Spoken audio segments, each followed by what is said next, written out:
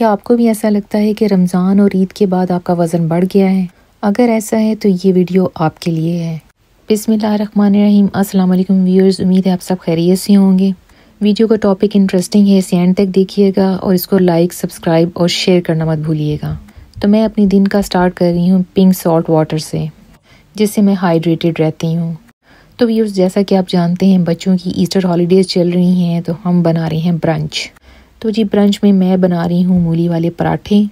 अब आप सोच रहे होंगे कि वीडियो का टॉपिक तो वज़न का बढ़ना है और ये मूली वाले पराठे पका रही है। तो व्यूअर्स, ये पराठे मेरे लिए नहीं, घर के दूसरे लोगों के लिए हैं। मैं तो अपना नॉर्मल ब्रेकफास्ट ही करूँगी। तो व्यूअर्स, आते हैं अपने टॉपिक की तरफ। उम्मीद है आपका रमज़ान और आपकी ईद खैरियत से गुजरी होगी और ईद पर आपने खूब इंजॉय किया होगा। लेकिन एक बात है कि ईद के बाद अपनी रूटीन में वापस आना बड़ा मुश्किल लगता है। पुरानी रूटीन को फिर से स्टार्ट करना तो एक मसला है ही, लेकिन इसके अलावा जो सबसे बड़ा मसला है वो है हमारे वेट का बढ़ जाना। क्या आपको भी ऐसा लगता है कि आपका वेट रमज़ान और ईद के बाद बढ़ गया है? मुझे तो ऐसे ही लगता है, क्योंकि मेरा वेट तो वाकई बढ़ गया है। कम से कम 3 से 4 किलो जो है मैंने वेट गेन किया है। तो मुझे पता है कि बहुत सारे लोगों को ये वेट की प्रॉब्लम हुई होगी। तो आज की वीडियो में हम बात करेंगे कि आखिर रमज़ान या ईद गुजरने के बाद हमारा वेट क्यों बढ़ जाता है। तो नंबर 1 है ओवर ईटिंग। रोज़े गुजरते ही और ईद के गुजरते ही हम खाने पर टूट पड़ते हैं। तो ईद मनाने के चक्कर में और दावतों के चक्कर में हम बहुत सारा एक्सेसिव खाना खा लेते हैं। तो साड़ी ईद माशाल्लाह 8 दिन तक चलती है। तो इसी चक्कर में हमारे जो स्टमक हैं वो ओवर ईटिंग के आदी हो जाते हैं। नंबर 2 पे है ओवर स्नैकिंग। व्यूअर्स, जैसा कि आप जानते हैं रमज़ान के बाबरकत महीने में जब हम रोज़े रख रहे होते हैं तो इसका सबसे बड़ा फ़ायदा ये होता है कि हम स्नैकिंग नहीं करते। लेकिन जो ही रमज़ान ख़त्म होता है तो हम फिर से स्नैकिंग शुरू कर देते हैं, जिसकी वजह से हमारा वेट जो है वो बढ़ना शुरू हो जाता है। नंबर 3 पे है शुगर क्रेविंग। रमज़ान का महीना चूँकि हमारे सब्र और बर्दाश्त का महीना होता है और उसमें हम कोशिश कर रहे होते हैं कि हम स्पेसिफ़िक फूड्स जो हैं उनका इस्तेमाल जो है या तो बिल्कुल कट कर दें या थोड़ा इस्तेमाल करें। और उन फूड्स में नंबर 1 फूड जो है वो शुगर से बनी हुई चीज़ें हैं। तो रमज़ान में हम ज़्यादा से ज़्यादा जो शुगर खाते हैं वो जो ड्रिंक्स होती हैं उनमें हम यूज़ करते हैं शुगर। अदरवाइज़ हम रमज़ान में जो है डिज़र्ट्स वगैरह तो कम ही खाते हैं।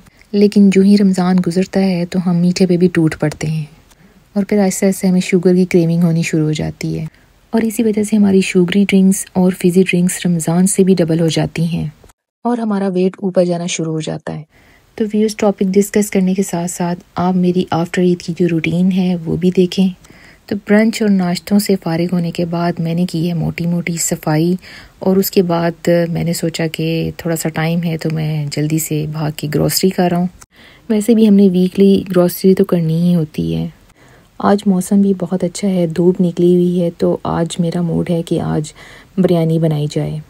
तो फिर सफाई करने के बाद मैं जाऊंगी टेस्को और वहाँ से करूँगी अपनी ज़रूरी ग्रॉसरी और फिर वापस आकर मैं तैयार करूँगी बोनलेस चिकन बिरयानी और साथ में ग्रीन चटनी जो कि मेरी फेवरेट है। तो चलते हैं अपने टॉपिक की तरफ कि ईद के बाद हमारा वज़न क्यों बढ़ जाता है। तो नंबर 4 पे जो रीज़न है वो है डिहाइड्रेशन। चूँकि रमज़ान में हम अपने आप को पूरी तरह से हाइड्रेटेड नहीं रखते, पानी तो थोड़ा बहुत पी लेते हैं लेकिन हमारे जो इलेक्ट्रोलाइट्स हैं वो स्टिल कम होते हैं, जिसकी वजह से हम डिहाइड्रेटेड रहते हैं। और रमज़ान ख़त्म होते ही हम अपनी पानी की मिक़दार तो बढ़ा देते हैं लेकिन स्टिल हम डिहाइड्रेटेड होते हैं, क्योंकि हमें प्रॉपर जो इलेक्ट्रोलाइट्स हैं वो नहीं मिल रहे होते। और मुसलसल डिहाइड्रेटेड रहने से हमारा वज़न जो है वो ऊपर जाना शुरू हो जाता है। नंबर 5 पे है इंक्रीज स्ट्रेस। तो व्यूअर्स, रमज़ान का महीना बहुत ही बाबरकत महीना होता है और इसमें हमारे स्ट्रेस के लेवल जो हैं वो भी नीचे चले जाते हैं, क्योंकि हमारा जो फोकस है वो ज़्यादा हमारी इबादतों की तरफ होता है और कुदरती तौर पर हम अपने आप को पुरसकून और रिलैक्स महसूस करते हैं और बहुत सारी परेशानियों से दूर रहते हैं। लेकिन जो ही रमज़ान का महीना ख़त्म होता है तो हमारी वो परेशानियाँ और हमारा जो स्ट्रेस है वो वापस आ जाता है और रमज़ान जाते जाते अपनी बरकतें भी साथ ले जाता है। तो जो ही हम अपनी रूटीन में वापस आते हैं तो वही परेशानियाँ और वही स्ट्रेस वापस आ जाते हैं और ऊपर से वर्कलोड भी जो हमारा रमज़ान से पहले होता है वो भी वापस आ जाता है। तो स्ट्रेस बढ़ने की वजह से हमारा वेट भी बढ़ जाता है। नंबर 6 पे है इंक्रीज्ड सॉल्ट इनटेक। रमज़ान के जाते ही हम सॉल्टी चीज़ें भी बहुत ज़्यादा खानी शुरू कर देते हैं, ख़ास तौर पर सालन और कढ़ाइयाँ और इसी तरह हमारे जो देसी खाने हैं जो कि नमक से भरपूर होते हैं। तो ये भी वजह बनती है हमारे वज़न बढ़ने की। तो लो जी साड़ी बिरयानी भी नाल नाल देखते जाओ। बिरयानी के लिए ज़रूरी चीज़ों की कटिंग मैंने कर ली है और चावल भी बॉयल होने रख दिए हैं और चिकन का मसाला भी ऑलमोस्ट तैयार हो चुका है। बोनलेस बिरयानी की रेसिपी मैं पहले ही शेयर कर चुकी हूँ अपनी प्रीवियस वीडियोस में, आप देख सकते हैं। सिर्फ एक ही चीज़ चेंज है कि मैंने इस दफ़ा आलू जो हैं वो इसके साथ बॉयल करके नहीं बनाए बल्कि एयर फ्रायर में ग्रिल करके बनाए हैं।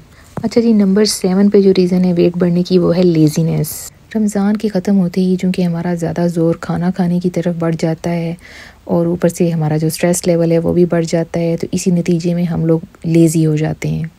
और चूँकि रमज़ान में भी हमारा लाइफस्टाइल थोड़ा रिलैक्सिंग होता है और हम एक्सरसाइज से ज़रा दूर होते हैं, तो शायद हमें रिलैक्स रहने की आदत भी पड़ जाती है। तो दोबारा से अपनी पुरानी रूटीन शुरू करना, वॉक शुरू करना, एक्सरसाइज शुरू करना में बहुत मुश्किल लगता है। तो ज़्यादा अरसा लेज़ी रहने से या इनएक्टिव रहने से भी हमारा वज़न जो है वो बढ़ जाता है। चलो जी, मेरी फेवरेट ग्रीन चटनी तैयार हो रही है। ये बहुत ही सिंपल है। इसमें जा रहा है जी धनिया, पुदीना, लहसुन और लेमन और कुछ हरी मिर्चें। तो मैं जब हरी चटनी बनाती हूँ तो मैं कोशिश करती हूँ कि मैं थोड़ी सी बना के फ्रीज़ भी कर लूँ। तो चलें जी अपने वज़न वाले टॉपिक पे वापस आते हैं। तो नंबर 8 पे है लैक ऑफ स्लीप। आपको तो पता ही है कि रमज़ान के दौरान हमारा स्लीप साइकिल जो है बिल्कुल चेंज हो जाता है और हम सब जो है रात को अक्सर ज़्यादा टाइम तक जागते हैं और फिर डे टाइम में हम सो रहे होते हैं।